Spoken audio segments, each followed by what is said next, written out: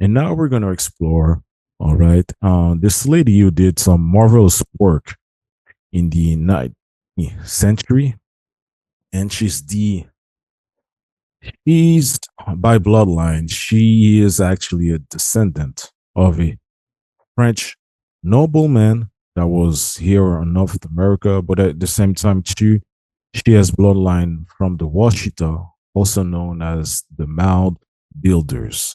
What's very good now is Gene is I think is one of the few researchers that's actually said many times good things about the Mound builders and what actually an overview that so people could really grasp about it. So, Gene, without further delay, I'm gonna share screen, but at any moment, feel free to take the share screen in control, and we're gonna explore the Empress Verdiacee Washita Ernegostan Elbe.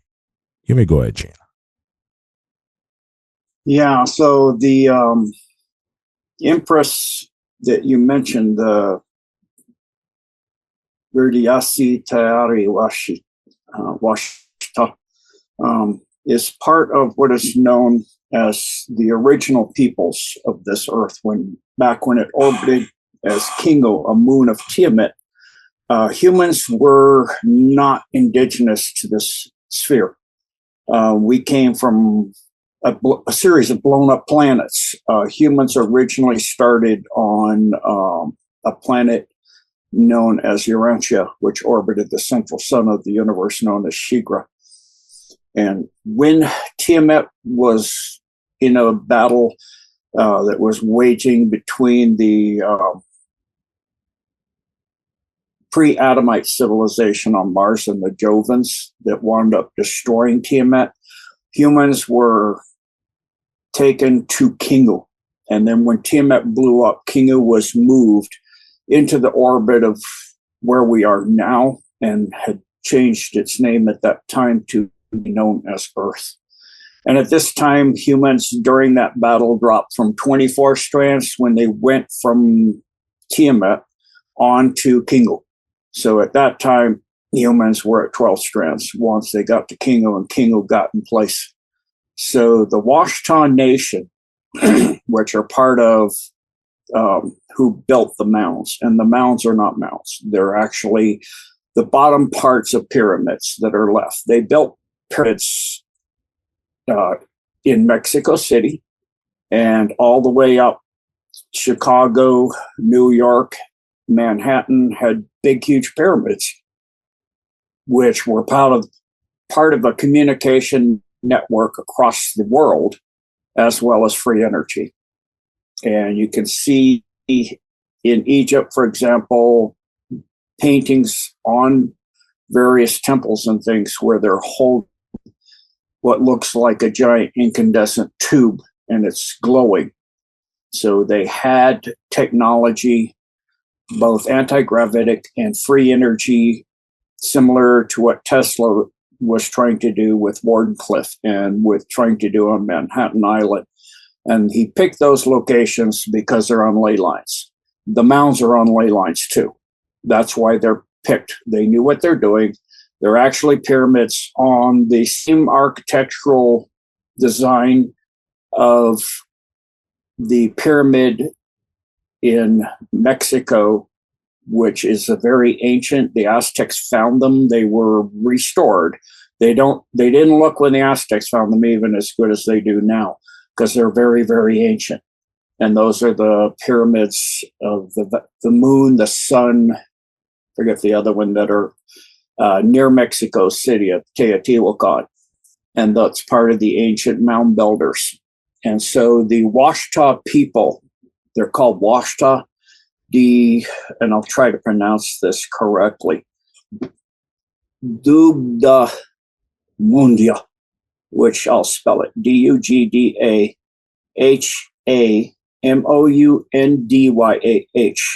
They're the oldest indigenous people on Earth. They're actually the original inhabitants of this sphere. It was Kingu. They are a lot of people say they're non-terrestrial. They are actually the terrestrial original species of peoples on Earth. They became known. They came over in, most people think it's 4, but it's 7 ships from Africa, and came into South America during the time and a little bit pre-running the time of the Mayans. And they became known as Olmec. So you can see large, huge carved heads. It's like what we see in Easter Island. They've torn the heads off. In Easter Island, the bodies are buried and you just see the heads poking out because they're so ancient. And they actually had bodies below them and they were buried. They're round-headed, round-bodied peoples with very, very wide noses, as you can see in what Taino's sharing. So the Olmec are the original pyramid builders and the original peoples of Earth that came over to these continents up until the 4th century. They had been going back and forth between Africa, the Grand Canyon, and all of the Amazon basin.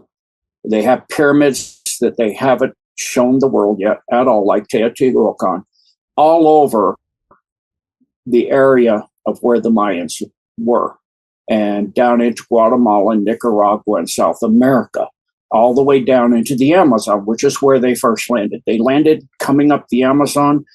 They went around also from Africa over to California, the Bay of California, and went up into the Grand Canyon.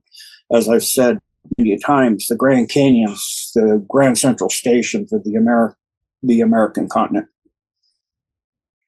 What people know as the North American or Mexico, US, and Canada continents. And so the Grand Canyon is at the time, it was a much bigger river. And you could literally sail up it, and you could sail up I always get this wrong because it's got a different name on my original timeline, the Solomon Sea. On my timeline, it's the Solomon Sea because King Solomon had a kingdom up in what we know today as Barstow and Mount Shasta areas. He had a kingdom and pyramids built there. So King Solomon had come up with Sheba, and they had created a kingdom in that valley that's now the Solomon Sea is dried out. And it used to have surfing shops, and people would go surfing on the Solomon Sea. Again, Solomon Sea, where I come from originally on my original timeline. So I had stated that and not track the changes. I've been having so many timeline changes, it's kind of hard to track them. I have a big 26-gallon aquarium, and I kind of prefer tetras, and I always buy 4, and I had 1 die, so I went a cardinal tetra, so I went and bought a new one, and then I looked the next morning, and I had 5. The one that died had died. The next morning, I had 6. I've never had 6 of anything in fish in the aquarium. I'm like, where did he come from? And then one of the Blessed for Service kindly sent me some biscotti, and I told her thank you, and it's in her handwriting and everything. And she goes, thank you for what? The biscotti. I didn't send you any biscotti. I don't even know where to buy biscotti. Like, I have biscotti from you that you didn't buy. Other you. Could you tell the other you to send more? I'm running out. It's delicious. So I have these timeline changes. It's a little hard to track. But on that earth and this earth, the Olmec are the original inhabitants, or the Washita, as they're known on this continent, of the earth itself. They're the true original lineage. They're the ones that you're seeing diagrammed on the Ica stones writing dinosaurs, where they're writing on the backs of pterodactyls. And there's many movies showing, there's a movie, I can't remember what it's called right now, where they have a group of different individuals that ride pterodactyls in the movie, a whole kind of military regiment, if you will. So the Washita Dugan went up into the Louisiana area and went up after they went around the South America up into Trinidad and Tobago. From there, they built a pyramid there, a series of pyramids in Trinidad and Tobago. Then they went up the Mississippi and the Missouri rivers, and they built the cities and pyramids along that from Teotihuacan. And they say they don't know who built Teotihuacan. How do you do?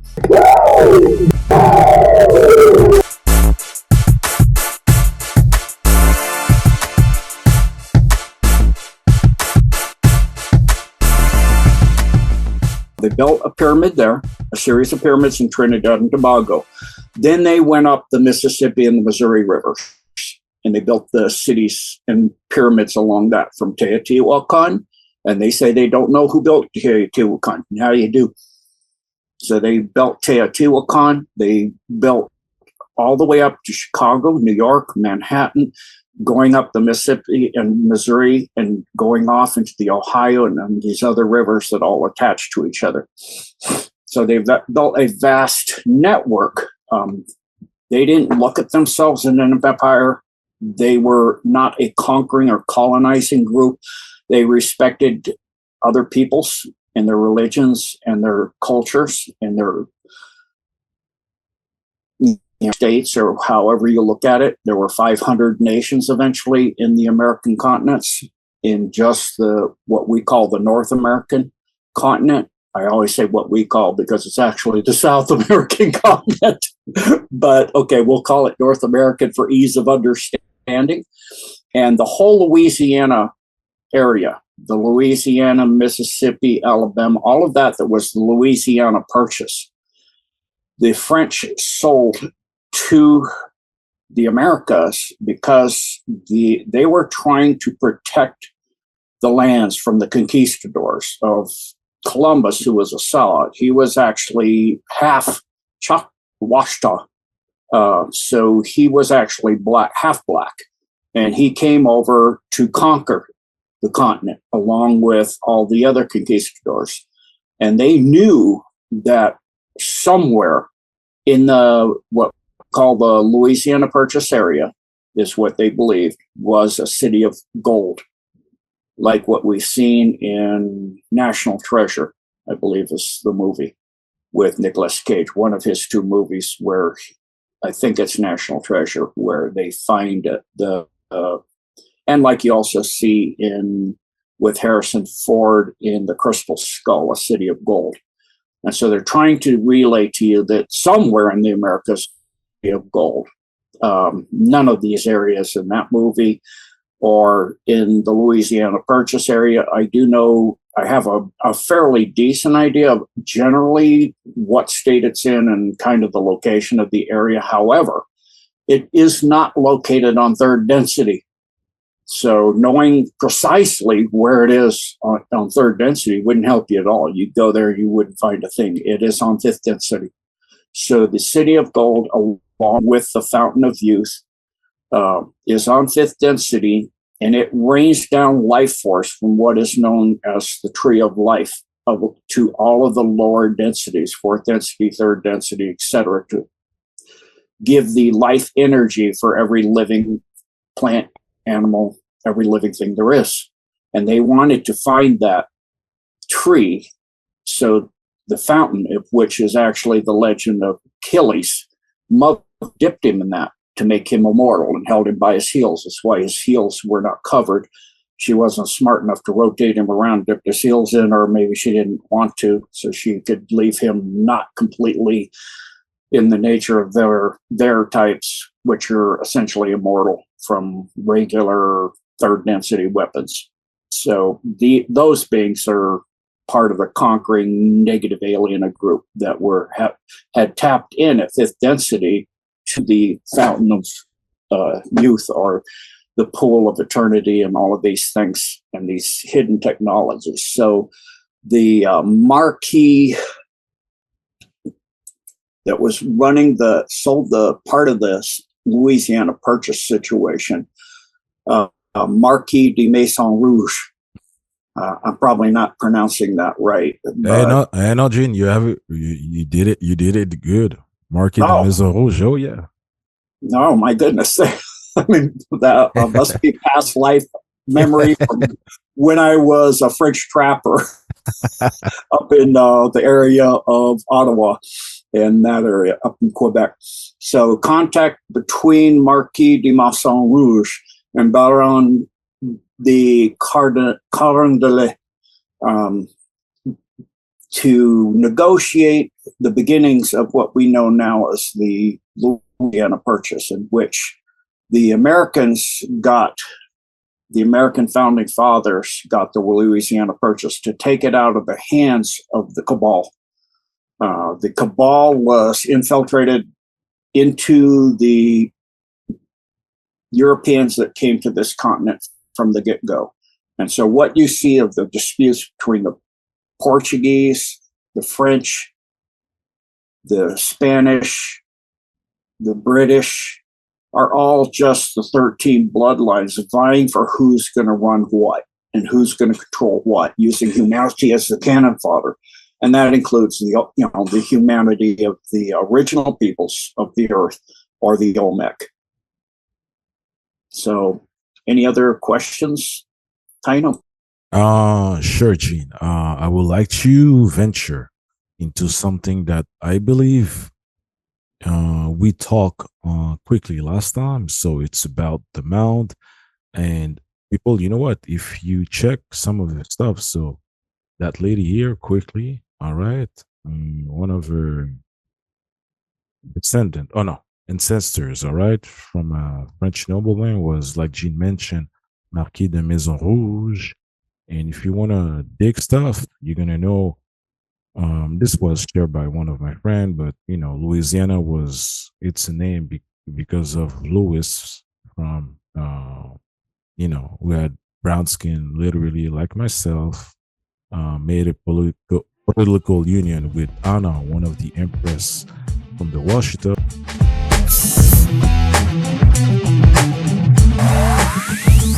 St. Louis is old Paris, old France is Louisiana. Why? Because the boy wound up being named Louis after his father. And then through the political subdivision, he was able to travel out to what we would call Louisiana, that area. And he met with the Washita emperor and empress and all of them there. And they decided to have a political union, a political marriage. And so Louis marries Queen Anna, and then they link it together as Louisiana. Even here, if you check a look where Louis' parent was established, is around Missouri, where you do have St. Louis today, and I believe in Indiana, where you have Louisville or Cincinnati.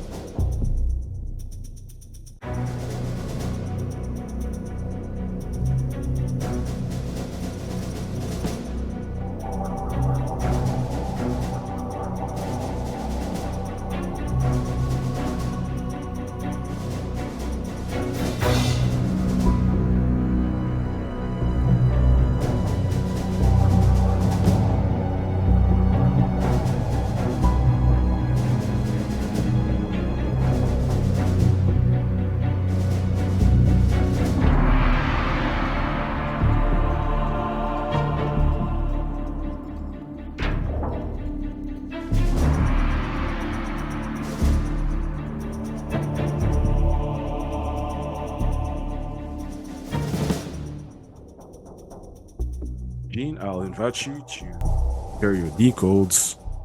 Whether on this Malaysian airline flight 370 and as well hidden activities of the.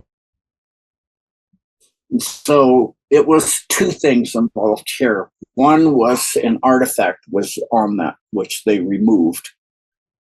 And they didn't want to let people know it was removed. So it's to cover the fact that they wanted that artifact, again, for Smithsonian.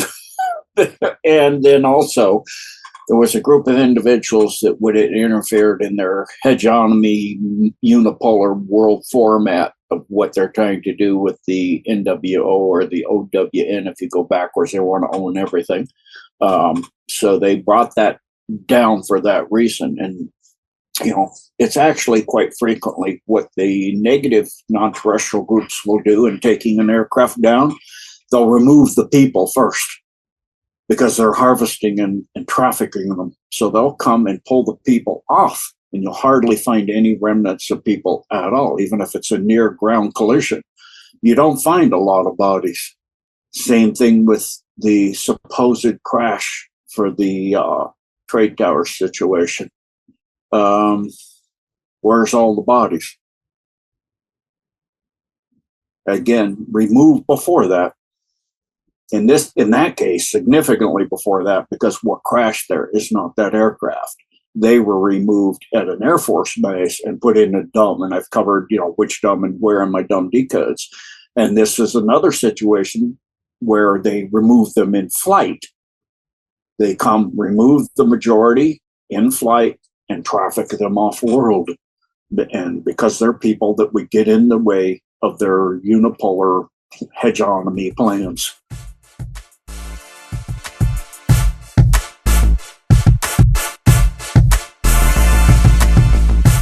Yeah, the Roman Empire actually went to the Grand Canyon too. They found Roman coins down there too that they removed. There, you know, even in South America, they found Roman coins, Egyptian, all kinds of things. So a lot, you know, Moors are really excellent with the mathematics. So a lot of the pyramid structure, mathematics behind it is by and for and with the Moors.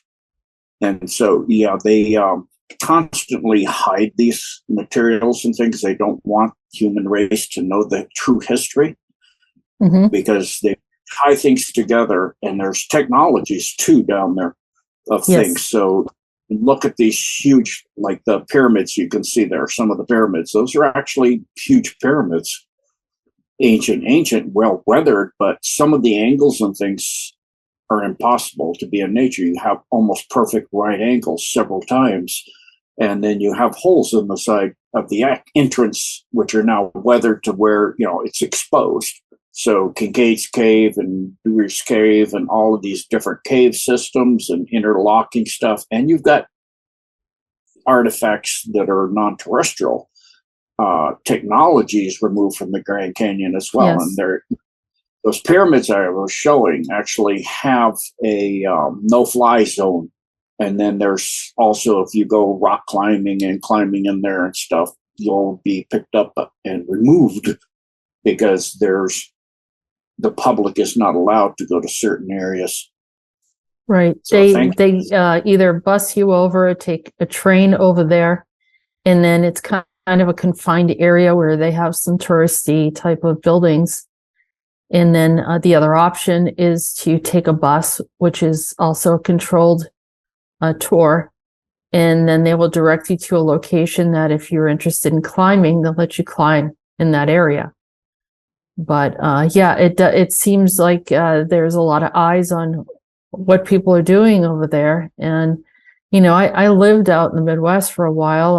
I was around the Black Hills and the Badlands and there's a lot of native, like tribal areas that are still untouched, and but they're very, you know, mysterious in a lot of different ways, and like you said, there's layers of history, very much like what people have discovered regarding the mud floods.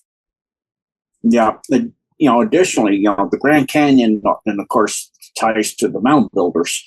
And those are actually pyramids. all over. Chicago was originally a huge city when the Europeans came here, and they decimated and covered a lot of it over and through, tore a lot of it down and left just the the base or the mound sometime.